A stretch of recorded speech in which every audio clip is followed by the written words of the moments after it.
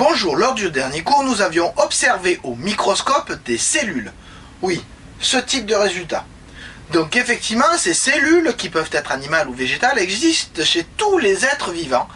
Et c'est bien ainsi que nous en sommes arrivés à la conclusion que les êtres vivants sont constitués de cellules. Ces cellules sont organisées et assemblées en tissus qui sont eux-mêmes organisés en organes, qui sont eux-mêmes organisés en systèmes, qui sont eux-mêmes organisés en êtres vivants.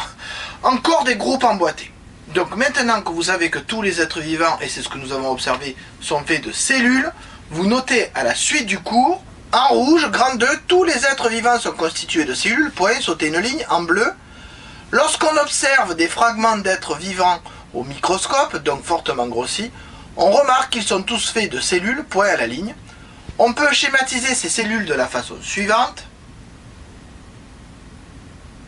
Même si toutes les cellules ne sont pas identiques, elles possèdent une structure similaire, entre parenthèses, membrane, virgule, cytoplasme et noyau.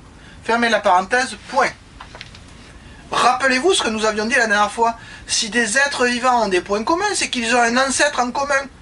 Oui, c'est ce qu'on avait vu notamment pour le singe et l'homme. Ils ne sont pas descendants l'un de l'autre, mais comme ils ont des points communs, ils ont un ancêtre commun, chose qu'on avait vu sur l'arbre phylogénétique.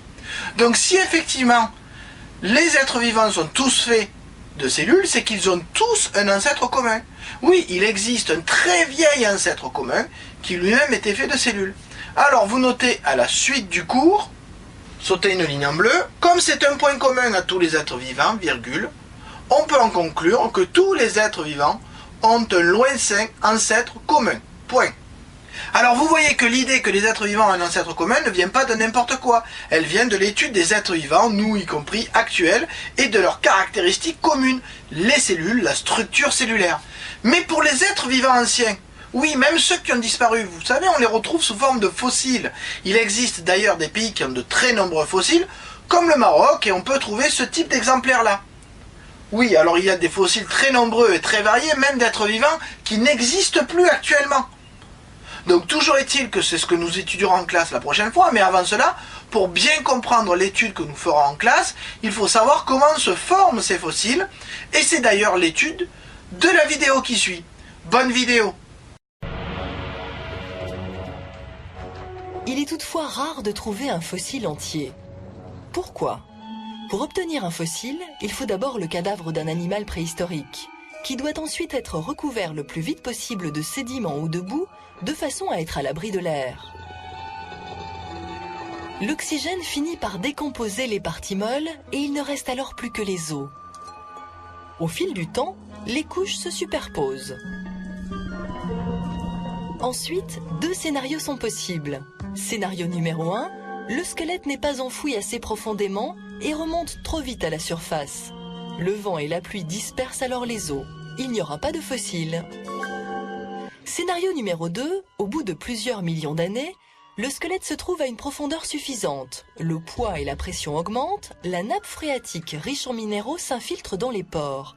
Les parties dures comme les os, les dents et les écailles subissent une transformation chimique et se pétrifient. Un fossile est né. Là encore, deux options. Premier cas de figure, le fossile qui s'enfonce davantage sous terre est détruit par une pression ou une chaleur trop forte. Second cas de figure, le fossile est conservé et remonte à la surface après plusieurs millions d'années. Un paléontologue passe par là et trouve son bonheur. C'est le cas de cet Archéoptérix, retrouvé en un seul morceau. C'est le plus vieil oiseau que nous connaissons, et peut-être aussi le plus célèbre, car ces images ont fait le tour du monde.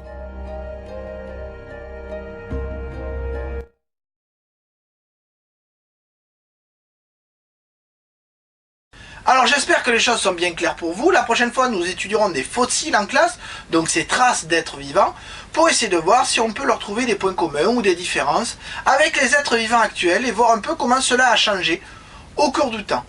Sur ce, je vous dis à bientôt!